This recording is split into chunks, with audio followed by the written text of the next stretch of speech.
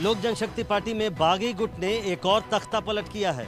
LJP के बागी गुट ने चिराग पासवान को हटाकर सूरजभान सिंह को पार्टी का कार्यकारी अध्यक्ष बना दिया है। भतीजे चिराग पासवान से संसदीय दल का नेता पद हथियाने के बाद चाचा पशुपति पारस बहुत जल्दी में दिख रहे हैं। अब वो पार्टी का कंट्रोल भी अपने हाथों में लेने को लालायित हैं। इसके तहत इस गुट ने चिराग पासवान को हटाकर पार्टी के वरिष्ठ राष्ट्रीय उपाध्यक्ष सूरजभान सिंह को कार्यकारी अध्यक्ष बना दिया है। यही नहीं, बागी गुट ने 5 दिनों के भीतर पार्टी की राष्ट्रीय कार्यकारिणी की बैठक बुलाने का फैसला किया है, जिसमें नए अध्यक्ष का चुनाव किया जाएगा। पासवान परिवार में मचे इस घमासान को खत्म करने की कोशिशें सिरे नहीं चढ़ पाई हैं। सूत्रों से पता चला है कि सोमवार देर रात चिराग पासवान की मां ने भी पशुपति पारस को मनाने की कोशिश की, लेकिन बात नहीं बन पाई।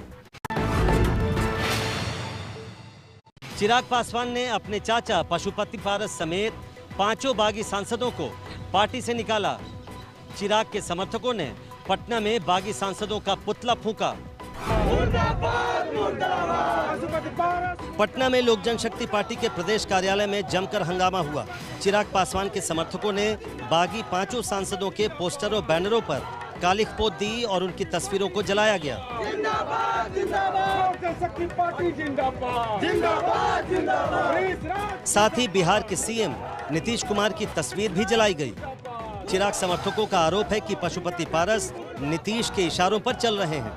पारस मुर्दाबाद, मुर्दाबाद, मुर्दाबाद। जिस वक्त पटना में हंगामा हो रहा था, उसी वक्त दिल्ली में चिराग पासवान ने एलजेपी की राष्ट्रीय कार्यकारिणी की एक वर्चुअल बैठक की और पशुपति पारस समेत 5 बागी सांसदों को पार्टी से निकाल दिया। सभी 5 सांसदों को पार्टी की प्राथमिक सदस्यता से भी हटा दिया गया है। बागियों को पार्टी से निकालने के फैसले को चिराग पासवान के चाचा पशुपति पारस ने एक बचकाना कदम बताया है। चिराग पासवान इस पूरे मामले पर कल दोपहर एक प्रेस कॉन्फ्रेंस करके अपनी बात रख सकते हैं। अकाली और बीएसपी गठबंधन पर अपने बयान से फंस गए हैं कांग्रेस के सांसद रवनीत सिंह बिट्टू। अकाली दल ने अनुसूचित जाति आयोग से की रवनीत बिट्टू की शिकायत। कुछ इसी तरह पंजाब के विधानसभा चुनाव के लिए अकाली और बीएसपी के गठबंधन पर रवनीत बिट्टू खरी खोटी सुना रहे थे, लेकिन तभी उन्होंने कह दिया कि अकाली दल ने अमृतसर, अनंतपुर साहिब और चमकौर साहिब जैसी पवित्र सीट भी बीएसपी को दे दी। इसके बाद अकाली दल ने इस बयान को लपका और सीधे अनुसूचित जाति आयोग में शिकायत की और कहा बिट्टू ने एससी समुदाय का अपमान किया है। बीएसपी भी रवनीत बिट्टू पर निशाना साध रही है। रवनीत बिट्टू ने इस बयान पर अपनी सफाई भी पेश की है, लेकिन अकाली और बीएसपी इस बयान को पंजाब में चुनाव से पहले बड़ा मुद्दा बनाने की कोशिश में है। गाजियाबाद में एक बुजुर्ग मुस्लिम शख्स की पिटाई के वायरल वीडियो पर राहुल गांधी और योगी आदित्यनाथ में वार पलटवार। राहुल गांधी के ट्वीट का योगी ने ट्वीट से दिया जवाब। यूपी के गाजियाबाद के वायरल वीडियो ने राजनीतिक रंग ले लिया है। कांग्रेस नेता राहुल गांधी ने इस पर ट्वीट करते हुए लिखा, मैं ये मानने को तैयार नहीं हूँ कि श्री राम के सच्चे भक्त ऐसा कर सकते हैं। ऐसी क्रूरता मानवता से कोसों दूर है और समाज व धर्म दोनों के लिए शर्मनाक है। राहुल गांधी के इस ट्वीट पर सीएम योगी आदित्यनाथ ने ट्वीट करते हुए पलटवार किया। योगी ने लिखा, प्रभु श्री राम की पहली सीख है सत्य बोलना, जो आपने कभी जीवन में किया नहीं। शर्म आनी चाहिए कि पुलिस द्वारा सच्चाई बताने के बाद भी आप समाज में जहर फैलाने में लगे हैं। सत्ता के लालच में मानवता को शर्मसार कर रहे हैं। उत्तर प्रदेश की जनता को अपमानित करना, उन्हें बदनाम करना छोड़ दें। पुलिस का कहना है कि ये झगड़ा ताबीज को लेकर हुआ था, जिसमें दोनों समुदाय के लोग शामिल थे। पुलिस ने इस मामले में मुख्य आरोपी को गिरफ्तार कर लिया है। यूपी के प्रतापगढ़ में एबीपी नेटवर्क संवाददाता सुलभ श्रीवास्तव की संदिग्ध मौत के मामले में सीबीआई जांच की मांग को लेकर कांग्रेस कार्यकर्ताओं ने प्रयागराज में किया प्रदर्शन। कांग्रेस महासचिव प्रियंका गांधी ने भी सीबीआई जांच की मांग उठाई। यूपी के प्रतापगढ़ में एबीपी नेटवर्क के पत्रकार सुलभ श्रीवास्तव की संदिग्ध मौत पर यह प्रदर्शन हुआ प्रयागराज में, जिसमें मीडिया कर्मियों और आम नागरिकों ने हिस्सा लिया। उन्होंने इस प्रदर्शन के जरिए पत्रकार की मौत की एसआईटी या फिर सीबीआई जांच कराने की मांग की। कांग्रेस महासचिव प्रियंका गांधी ने भी मांग उठाई। उन्होंने ट्वीट किया, उत्तर प्रदेश के प्रतापगढ़ में पत्रकार सुलभ श्रीवास्तव के साथ घटी दुखद घटना दिखाती है कि कानून के राज का इकबाल खत्म हो गया है। जरूरी है कि मामले की सीबीआई जांच हो, परिवार को आर्थिक सहायता मिले। प्रियंका गांधी ने इस बारे में सीएम योगी आदित्यनाथ को पत्र भी लिखा है। इस बीच आज प्रियंका गांधी के निर्देश पर कांग्रेस नेताओं का एक प्रतिनिधिमंडल पत्रकार सुलभ श्रीवास्तव के घर भी पहुंचा और परिजनों को आर्थिक मदद भी दी है। बहुजन समाज पार्टी के प्रमुख मायावती ने भी टीवी पत्रकार सुलभ श्रीवास्तव की मौत के मामले में निष्पक्ष जांच कराने और दोषियों को सख्त से सख्त सजा देने की मांग उठाई है। क्या योगी सरकार और राम जन्मभूमि ट्रस्ट को बदनाम करने के लिए उठाया जा रहा है जमीन का मुद्दा? खुद को जमीन का केयरटेकर बताने वाले शख्स ने उठाए सवाल। तस्वीरों में दिख रहे ये वाहिद अंसारी हैं और ये खुद को उस विवादित जमीन का केयरटेकर बता रहे हैं, जिसको लेकर इन दिनों देश की राजनीति में बवाल मचा है। अब वाहिद ने दावा किया है कि ट्रस्ट को जमीन बेचने वाले सुल्तान अंसारी और रवि मोहन तिवारी समाजवादी पार्टी से जुड़े हैं और यूपी सरकार और संघ को बदनाम करने के मकसद से विवाद खड़ा किया जा रहा है। ये सिर्फ 2022 का खेल है, इलेक्शन आने वाला है और जो लोग सुल्तान अंसारी हैं और जो लोग हैं वो लोग जो है समाजवादी से जुड़े हुए हैं और ये लोग ट्रस्ट को, मौजूदा हुकूमत को, योगी सरकार को बदनाम करने के लिए उल्टा सीधा काम करके, हेराफेरी करके ट्रस्ट को ये ज़मीन थमा दिया है। ट्रस्ट ये ज़मीन ले नहीं सकती क्योंकि ये मुतनाज़ा है, ये क्या है, विवादित ज़मीन है। विवादित ज़मीन का बैनामा ट्रस्ट नहीं कर सकता, उनके बायलाज में मौजूद है। अगले साल की शुरुआत में उत्तर प्रदेश में विधानसभा के चुनाव होने हैं और चुनाव से ठीक पहले इस मुद्दे को उछाला जा रहा है। हलचल लखनऊ से लेकर दिल्ली तक है, लेकिन सच्चाई क्या है, इसका खुलासा जांच के बाद ही सामने आएगा। गृहमंत्री अमित शाह ने मांगी अयोध्या में जमीन खरीद से जुड़े विवाद की पूरी रिपोर्ट। आरएसएस ने पूरे मामले की तथ्यों की जानकारी मांगी। राम जन्मभूमि ट्रस्ट के जमीन सौदे में क्या वाकई कोई गड़बड़ी हुई है, इससे जुड़े तथ्य केंद्रीय गृह मंत्री अमित शाह ने भी मंगाए हैं। राम जन्मभूमि ट्रस्ट और प्रशासन की तरफ से तथ्यों के साथ रिपोर्ट्स गृह मंत्री को भेजी गई हैं। यही नहीं, बीजेपी अध्यक्ष जेपी नड्डा और आरएसएस ने भी इस मामले में तथ्यों की जानकारी मांगी है। श्री राम जन्मभूमि तीर्थ क्षेत्र ट्रस्ट के अध्यक्ष महंत नृत्य गोपाल दास जी महाराज के उत्तराधिकारी कमल नयन दास नहीं मानते कि इस दौरे में कोई गड़बड़ी हुई है। हम तो पहले ही बता दिए कि मुझे इतनी ज़्यादा सत्यता इसमें दिखाई नहीं पड़ रही है, इतना बड़ा घपलेबाजी नहीं हो सकती है। जमीन सौदे का यह विवाद काफी तूल पकड़ गया है, इसलिए इसमें पूरी छानबीन चल रही है। राम मंदिर से जुड़े कथित जमीन घोटाले के मामले में बड़ा खुलासा।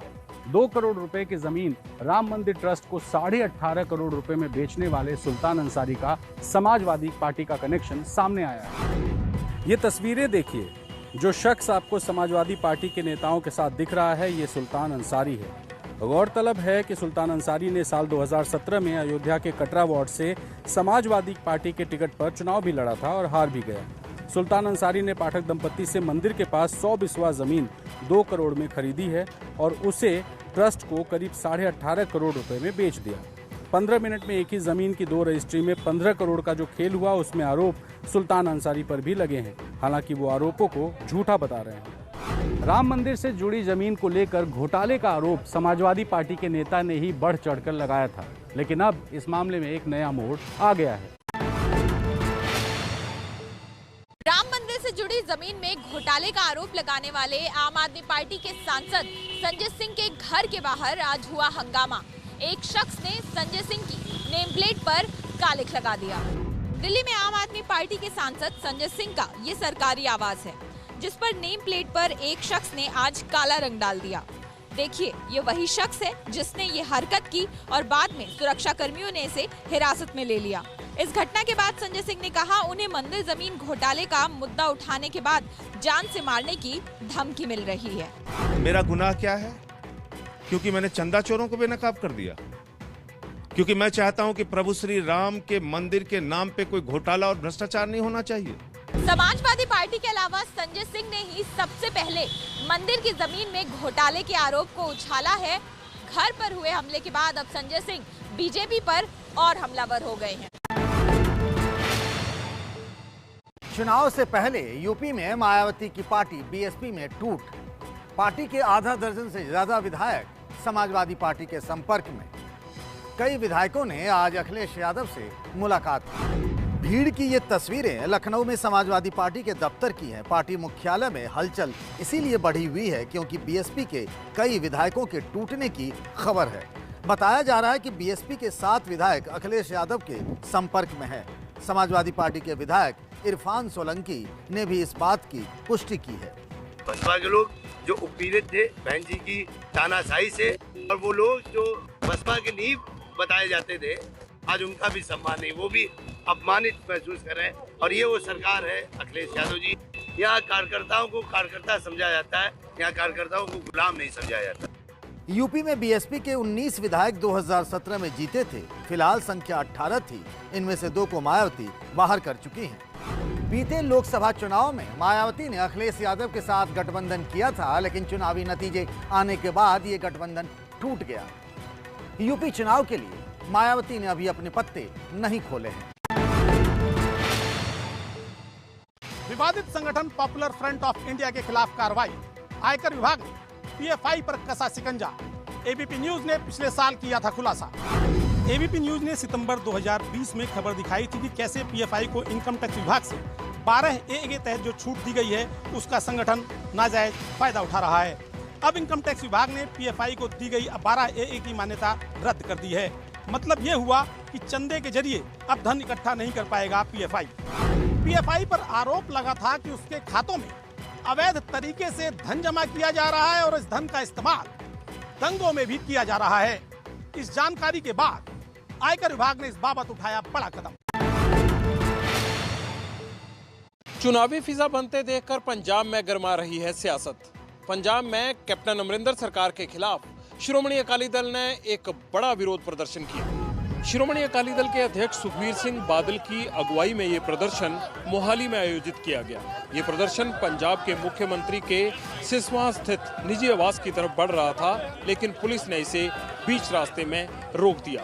मोहाली की पुलिस ने सुखबीर सिंह बादल और विक्रम मजीठिया को अपनी हिरासत में ले लिया। सुखबीर बादल ने कैप्टन सरकार के खिलाफ टीकाकरण, फतेह किट और स्कॉलरशिप में घोटाले का आरोप लगाया। अकाली दल का ये प्रोटेस्ट ऐसे मौके पर हुआ है जबकि कैप्टन अमरिंदर सिंह खुद अपनी ही पार्टी के भीतर झगड़े में उलझे हुए हैं। पंजाब में 8 महीने बाद विधानसभा चुनाव होने हैं। ऐसे में श्रोमणी अकाली दल ने इस विरोध प्रदर्शन के जरिए अपना शक्ति प्रदर्शन भी किया। बीच सड़क पुलिस वालों की गुंडागर्दी का वीडियो वायरल। सड़क पर खड़ी स्कूटी के बारे में न बताने पर युवक को लात, घूंसे और डंडों से पीटा। वीडियो में दिख रहा है कि कैसे पुलिस वाले ने एक युवक को पकड़ रखा है। तभी दूसरा पुलिस वाला भी वहां पहुंचता है और दोनों उसे घसीटकर पीटने लगते हैं। वायरल वीडियो गोरखपुर के राजघाट थाना इलाके का है। बताया जा रहा है कि युवक सामान खरीदने बाजार में आया था और स्कूटी सड़क पर खड़ी थी, जिसको लेकर पुलिस ने पूछताछ की। पुलिस के मुताबिक युवक ने पुलिस वाले से उसका ओहदा पूछ लिया, जिससे गुस्साए पुलिस वाले उस पर टूट पड़े और गाड़ी में बिठाकर थाने ले गए। इसके बाद पुलिस ने युवक का चालान भी काटा। सवाल ये उठता है कि बीच सड़क इस तरह की हरकत करने का लाइसेंस पुलिस वालों को किसने दिया। राजस्थान के कोटा में दिन दहाड़े बदमाशों ने की फायरिंग। वीडियो सीसीटीवी में कैद, बाल बाल बची दुकानदार की जान। सीसीटीवी में कैद वीडियो में साफ दिख रहा है कि कैसे एक बदमाश हाथ में बंदूक लेकर ताबड़तोड़ गोलियां चला रहा है। गोली चलाने वाले बदमाश के बाकी साथी बाइक पर सवार हैं। तस्वीरें कोटा के गुमानपुरा थाना इलाके की हैं। यहाँ फल मंडी में एक व्यापारी पर बदमाशों ने ये फायरिंग की है। गनीमत रही कि गोली किसी को नहीं लगी। व्यापारी और दुकान में मौजूद लोगों ने छिपकर जान बचाई। गोली चलने के बाद बदमाश बेखौफ होकर बाइक से चलते बने। बदमाशों की संख्या 6 बताई जा रही है। पुलिस सीसीटीवी की मदद से बदमाशों की तलाश कर रही है, लेकिन फायरिंग की इस घटना ने राज्य की कानून व्यवस्था को कटघरे में खड़ा कर दिया है। कोरोना वैक्सीन लगने से मौत होने पर पहली बार सरकारी कमेटी ने की पुष्टि। सरकारी कमेटी ने 28 मौतों की जांच की थी और कहा सिर्फ एक मौत वैक्सीन लगने के बाद। सरकार की जिस जांच कमेटी ने माना है कि वैक्सीन लगने से एक मौत हुई है वो है AEFI कमेटी। इसका पूरा नाम एडवर्स इफेक्ट फॉलोइंग इम्यूनाइजेशन, यानी वैक्सीन लगने के बाद बुरे असर की निगरानी करने वाली कमेटी। कमेटी के पास 28 ऐसे मामले आए थे जिनमें कोरोना वैक्सीन लेने से मौत का दावा किया गया। हालांकि जांच में एक को छोड़कर बाकी सभी दावे गलत निकले। सिर्फ एक ऐसा मामला था जहां वैक्सीन लेने के फौरन बाद शरीर में रिएक्शन होने से शख्स की तबीयत बिगड़ गई। हालांकि सरकारी कमेटी ने साफ किया है कि वैक्सीन के ऐसे असर न के बराबर हैं, इसलिए डरे नहीं, क्योंकि वैक्सीन के फायदे ज्यादा हैं। कुंभ मेले के दौरान हरिद्वार आए श्रद्धालुओं की कोरोना जांच में घोटाला। फर्जी आधार कार्ड जमा करके निजी लैब ने किया घालमेल, जांच शुरू। साल की शुरुआत में बड़ी संख्या में देश भर से श्रद्धालु हरिद्वार आए थे। आरोप है कि इस दौरान प्राइवेट लैब ने कोरोना जांच के नाम पर हेराफेरी की।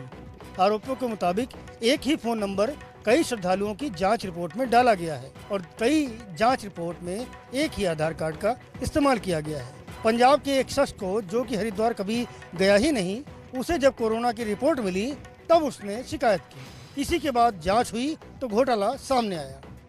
कुंभ के दौरान जांच के लिए सरकार ने निजी लैब से कॉन्ट्रैक्ट किया था। अब डीएम ने जांच कमेटी बना दी है और पूरे मामले की जांच की जा रही है। फिलहाल संबंधित लैब को सरकार ने भुगतान नहीं किया है। सोशल मीडिया साइट ट्विटर के अधिकारियों की संसदीय स्थायी समिति के सामने होगी पेशी। 18 जून को पेश होने के लिए कहा गया है। केंद्र सरकार और ट्विटर के बीच जारी तनातनी में नया स्टेटस आ गया है। अब सूचना तकनीकी पर संसदीय स्थायी समिति जल्द ही ट्विटर के अधिकारियों से सवाल जवाब करेगी। ट्विटर के प्रतिनिधियों को 18 जून को कमेटी के सामने पेश होने का निर्देश दिया गया है। सोशल मीडिया कानून को लेकर सरकार और ट्विटर के बीच जो खींचतान चल रही है, उसके मद्देनजर ये बैठक अहम मानी जा रही है।